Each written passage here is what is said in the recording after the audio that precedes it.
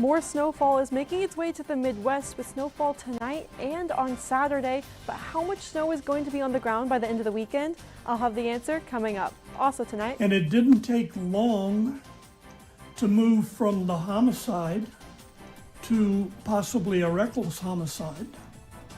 An unsolved death investigation in Champaign County continues to haunt family members and investigators working on the 40-year-old case. Tonight, we bring you part 3 of Who Killed Barbara Bramer. Plus, December is the peak time for home fires, often sparked by a popular holiday decoration. This is Newswatch. Your Thursday's edition starts now.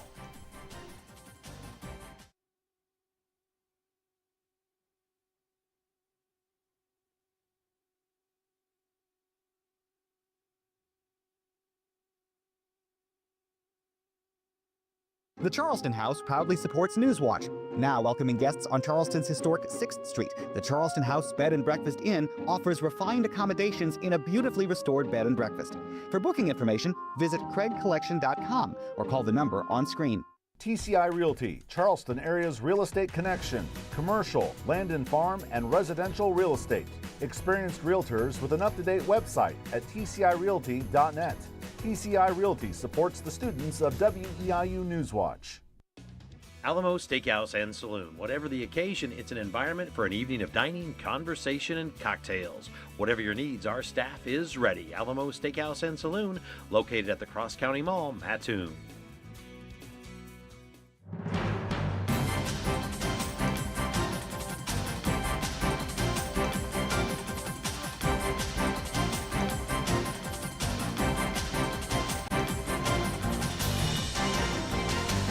Well, get your shovel ready because we're in for some measurable snow.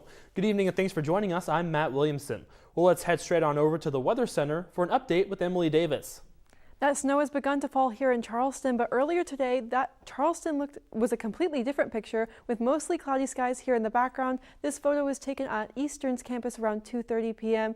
Along with that, we saw high temperatures today in the low 30s, a high temperature of 30 degrees here in Charleston, although we didn't quite reach the 30s indicator in Champaign with a high temperature of 29 degrees. But that snow is beginning to fall here in Charleston and in other counties across the viewing area, and that snow is going to continue to fall as we move overnight tonight. We're going to be seeing snowfall throughout the entire night, but it will clear up before we make it to the morning hours. Temperatures will drop down to a low of 28 degrees overnight tonight, and from that snowfall overnight, we're expecting from 3 to 5 inches of snowfall. So this will be a heavier snowfall as we move into the morning hours, but it will clear up. But we're going to be seeing some slick conditions as you make your morning commute, along with winds that will be blowing out of the north, making that temperature feel even colder. That's a first look at your Skywatch forecast. Now back to the desk.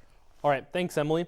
Now in other news tonight, we're continuing a Newswatch special report about a killing in Champaign that's gone unsolved for decades. Newswatch's Olivia Bennett has spent weeks piecing together Barbara Bramer's life, her killing, and the 40-year-long investigation.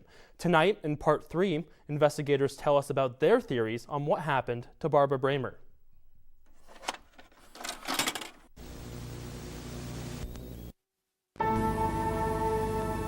Imagine it was somebody who's close to you, your cool aunt. Killed, nobody calls an ambulance. Instead, they drag her into our cornfield.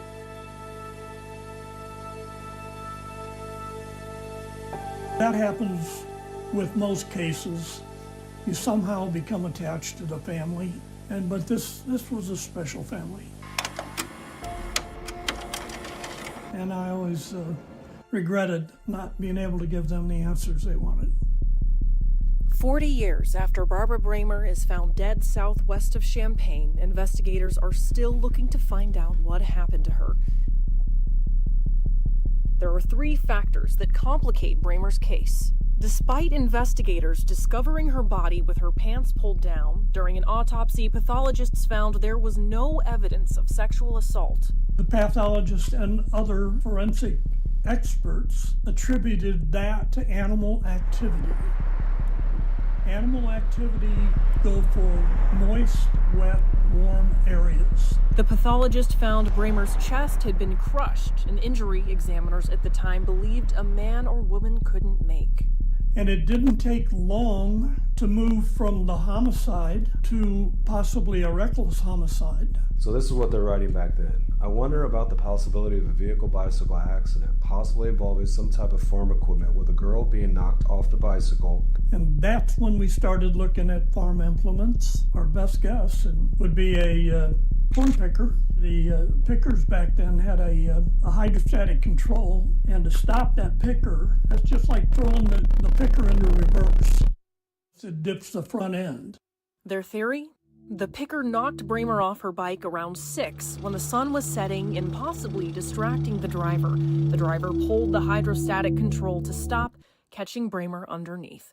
But instead of calling for help, they hid her body. But the question still remains, who killed Barbara Bramer?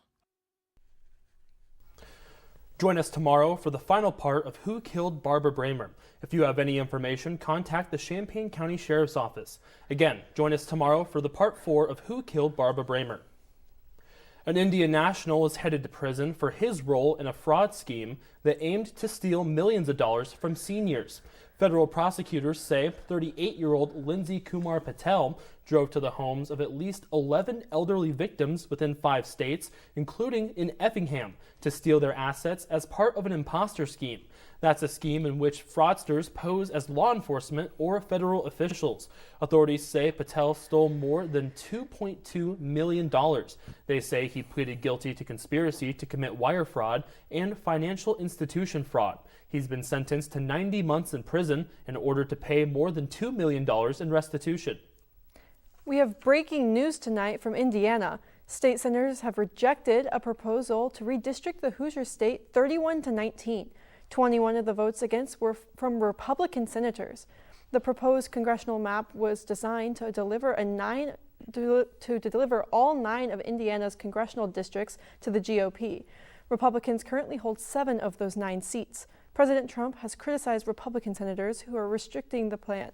Several other Republican-led states like Texas, Missouri, Ohio, and North Carolina have redistricted since Trump's return to office. In tonight's Health Watch, the U.S. will be ending the year with a possible second surge of measles cases. According to the new data from the CDC, 84 new cases of measles were reported nationwide in the past week. That's more cases than have been reported in a single week since April, which is when the outbreak in West Texas was at its peak. But an outbreak in South Carolina is now driving the second surge. CDC data shows the U.S. has recorded more than 1,900 measles cases this year. A national movement honoring veterans is coming to Coles County. Wreaths Across America is a massive volunteer effort that places wreaths on the graves of fallen service members, a tradition dating back to 1992. This year, that effort is heading to Humboldt Township Cemetery on Saturday morning, December 13th, which is also recognized as National Wreaths Across America Day. The ceremony starts at 10, with wreath laying immediately after. Organizers say you can sponsor a wreath to honor a veteran or volunteer to help place wreaths at the cemetery by signing up on the Wreaths Across America website. And if you've been busy decking the halls this holiday season, fire officials say make sure safety stays at the top of your checklist. The State Fire Marshal's Office says last year, 12 people in Illinois died in fires over the holidays. About 40% of those fires happened because decorations were too close to a heat source, like candles. Springfield Fire Department Assistant Chief Julie Plunk recommends using battery-powered candles instead of real flames to reduce the risk of fire. And if you do use a real candle, never leave it unattended. This holiday travel season could be one of the busiest on record. That's according to the AAA, who project that more than 122 million Americans will travel from December 20th through New Year's Day. The current record was set last year with 119 million Americans traveling. Analysts say 89% of travelers will be hitting the road this Christmas season, as the national average for a gallon of gas has fallen below $3. AAA says the top domestic destination this Christmas season is Orlando, Florida. If you're needing to send gifts through the mail for Christmas, listen up. The United States Postal Service says if you want presents to arrive in time for the holiday, packages need to be in the mail by next Wednesday. If that's too soon, some priority mail services can receive packages as late as next Saturday. The USPS says these are estimates, but it's always a good idea to get packages in the mail early. If you're shipping outside of the United States, officials say to allow for an extra day or two. And one lucky Powerball winner could receive a very pricey Christmas present. The Powerball jackpot will likely grow to over $1 billion after no one claimed the $930 million jackpot Wednesday night. If someone matches all 6 numbers in Saturday's drawing, the lump sum payout could be over $500 million. Now that's before taxes, but that much money surely would help with some Christmas shopping a lot easier. You'll need luck on your side though, as the odds of winning are less than 1 in 292 million. And if you don't hit that $1 billion jackpot, there's still a chance to snag something valuable, but it'll cost a pretty penny. 232 3-cent sets of the last minted pennies are being auctioned off today. Officials say the number of sets is a nod to the penny being in circulation for 232 years. Each set contains 2 circulating pennies that were minted in Denver and Philadelphia, plus a third coin that's uncirculated and made of 24-karat gold. The final set, number 232, also comes with the 3 original dies used to strike the coins.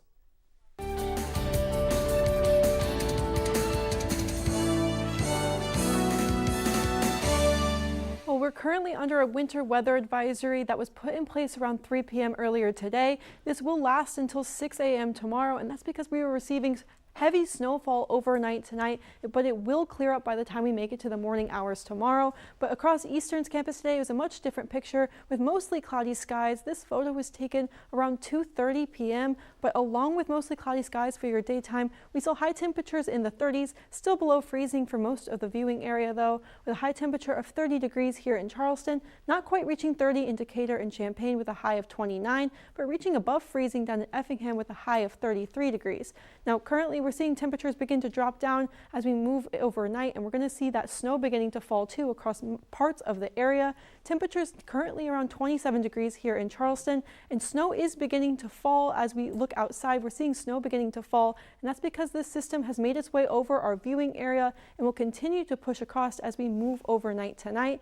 The system will be producing significant and widespread snowfall as we move overnight tonight. We're going to be seeing that snowfall overnight along with a low temperature of 28 degrees. Now this snowfall will be a heavy snowfall that will produce around 3 to 5 inches of snow. So you'll need to be cautious as you make your morning commute tomorrow morning, because roads may still be slick as they are plowing as we move into the morning hours. And along with that, we're going to be seeing winds blowing out of the northeast at 5 to 10 miles per hour for your daytime tomorrow. But looking at the timing of this snow, most of our viewing area is seeing this snow already falling across the area, and the snow will continue as we move overnight tonight. This is around 11 p.m. Still widespread heavy snowfall for most of the area, but this will clear up as we move into the morning hours, leaving us with mostly cloudy skies to start off our daytime tomorrow. And we're going to see a break from the snow tomorrow with mostly cloudy skies throughout the entire daytime, but we're going to be seeing a little bit warmer of a high temperature tomorrow, not by much though,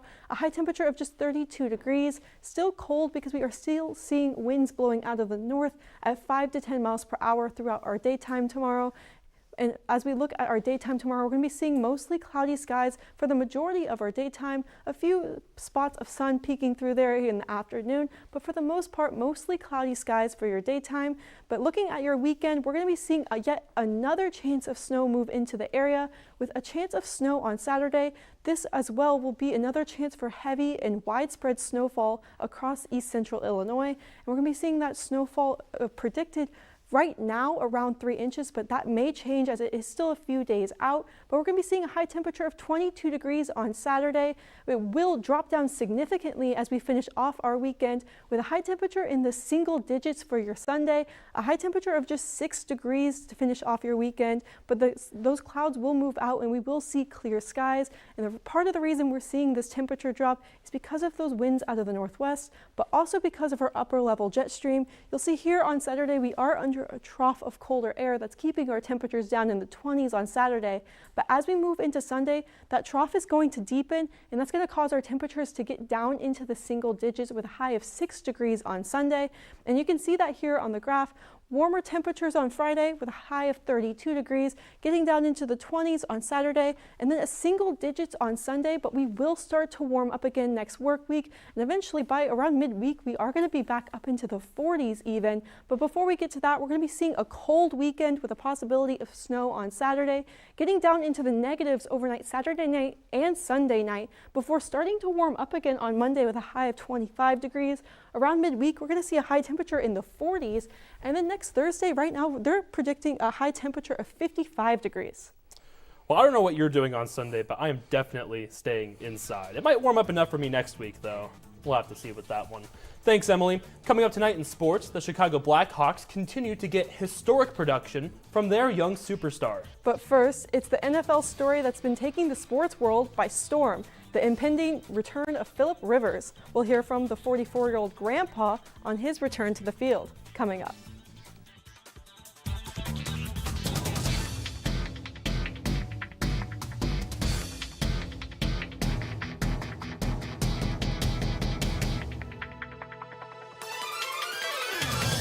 Hello, I'm Blake Wood, Eastern Illinois University class of 2006. I worked at WEIU Newswatch all 4 years of college and still have the collection of vintage shirts to prove it. The experience I gained at WEIU launched my career in TV news and public relations. Today, WEIU needs your help now more than ever. With the loss of federal funding, I'm asking you to join me in supporting the station. Visit weiu.net to make your donation. What I'll always remember about WEIU are the lifelong friends I made and the professional experience I gained working at the station. It's where I anchored my first newscast, covered severe weather, and told stories that mattered to communities like Charleston, Arcola, Casey, and Paris. If you value education, local news, and local programming, please donate online or call the station. Support WEIU. Thank you.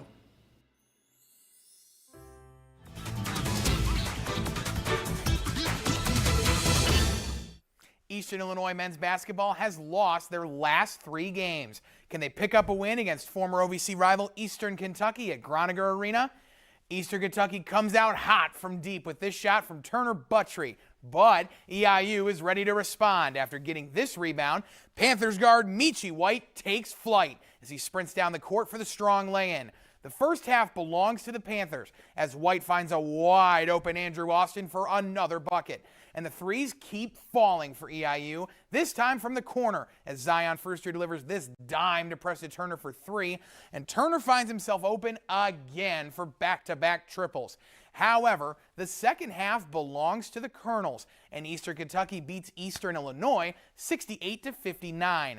Head coach Marty Simmons says his team needs to figure out the rebounding issues, and quickly.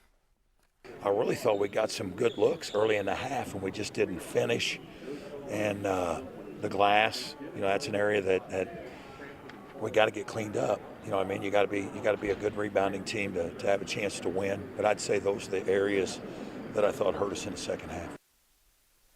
Despite the loss, Andre Washington dropped 11 points in his season debut with the Panthers after missing the first 8 games of the season due to injury.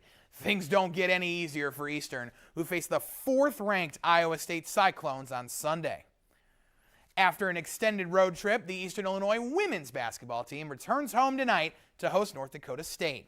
The Panthers entered the game losing their last 2 matchups against the Illinois State Redbirds and the East Tennessee State Buccaneers. It's been a surprisingly tough start for the Panthers. They're currently 1-8. On the other side, the Bison are rolling. They've won 5 straight contests and sit at 23rd in the latest College Insider mid-major top 25 poll. This game tips off right after Newswatch, and you can listen to that game on our radio station, Hitmix 88.9 WEIU. As for U of I women's basketball, they've exceeded expectations to begin the campaign, but they face a tough Missouri Tigers team on the road. Good luck guarding Letty Vasconcelos. The 6'7" center powers her way into the paint for back-to-back buckets. Now here's a ball movement clinic by the Illini. Not one, not two, not three, but four beautiful passes lead to an easy basket for Sierra Parchment. Point guard Destiny Jackson continues her phenomenal passing performance as she racks up her 9th assist on the night on this dish to Gretchen Dolan, who buries the corner three. Illinois leads the whole way and gets the 70-62 win over Missouri, moving them to 9-1 on the year. He's a Hall of Fame semifinalist, a 17-year professional quarterback, and he's a grandpa. Now, 5 years after his retirement, Philip Rivers is making his grand return to the NFL. The Colts signing of Rivers to its practice squad on Tuesday sent shockwaves through the sport. At 44 years of age, he's slated to become the 4th oldest quarterback to ever play the game. Rivers said the Colts reached out to him, and he never saw this coming. They wanted me, and I try to keep it as simple as that. And a game I love to play, a game that I thought I was done playing. Certainly, I wasn't really hanging on any hope of playing again. I'd kind of thought that ship had sailed. Rivers was going to be named a Pro Football Hall of Famer had he not unretired this season. But now that clock resets until at least 2031. The Colts desperately needed quarterback help, and if Grandpa Rivers can lead this team to the playoffs, it would be one of the greatest stories in NFL history. It remains to be seen whether Rivers or 6th-round rookie Riley Leonard will start this Sunday against the white-hot Seattle Seahawks, but a decision is expected to be made Friday per head coach Shane Steichen. We'll have more on Rivers' comeback and who's named the starter tomorrow night. There's a lot of excitement around the Colts and Philip Rivers, but there's also a lot of excitement brewing this winter about the up-and-coming Chicago Blackhawks and their top prospect, Connor Bedard. Can they get another win against the New York Rangers? New York is on a power play, but don't tell that to the Blackhawks, as Louis Crevier carves his way through the Ranger defense for a jaw-dropping goal. And then just a few minutes later, Bedard drains it for his 19th goal of the season, good for 3rd in the NHL. Then in the 3rd, we got a little hot potato game going on with the puck, but in the end, it's Tyler Bertuzzi who gets it served to him on a silver platter for another Chicago goal. The Blackhawks cruise to a 3-0 victory over the Rangers as they continue creeping their way up the Western Conference standings. And finally tonight, EIU Women's Golf makes a big addition to next year's roster. Head coach Craig Toller announces the team has signed Nanafat Singh Sitapan. Singh Sitapan is one of the top-ranked junior golfers in Thailand, and she'll tee it up with her new teammates next fall. That'll do it for Sports Watch tonight. Emily, Matt, back to you. Who's ready to talk about more snow? I'll be back in a moment to recap the Skywatch forecast for Charleston, Casey, Arcola, and all the area next. But first, we'll head back to the skies to talk about something other than snow in tonight's parting story. Thanks for watching. This is Newswatch on WEIU.